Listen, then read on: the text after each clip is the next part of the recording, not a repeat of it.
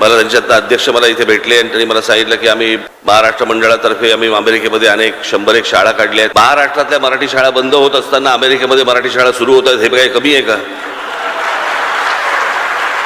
माझी दीपकजीला माझी विनंती आहे की महाराष्ट्रामधल्या जेवढ्या शाळा आहेत मराठी शाळा सोडून ते काय ते नवीन लचांड आले ना, CBSE BBSE काय काय काय काय काय काय गोष्टी आल्यात नवीन, याच्या पहिलीपासून 10वी पर्यंत पहिली मराठी कंपल्सरी करा तुम्ही. आणि आपल्याला आनंदाची बातमी सांगावीशी वाटते की सर्व शाळांना या वर्षीपासून मराठी हे कंपल्सरी करण्यात आलेलं आहे, 1ली ते 10वी.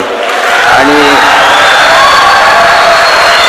दुसरं सुद्धा म्हणजे आपल्याला अतिशय आनंद होईल की आम्ही याच्या पुढच्या काळामध्ये महाराष्ट्र शासनाने निर्णय घेतला आहे, नवीन एज्युकेशन पॉलिसीप्रमाणे मराठीमध्ये उच्च शिक्षण हे सुद्धा आम्ही यावर्षीपासून द्यायला सुरुवात केली. माझी विनंती आहे शिक्षक पण चांगले ठेवा, नाही तर पुढे गोंधळ होईल.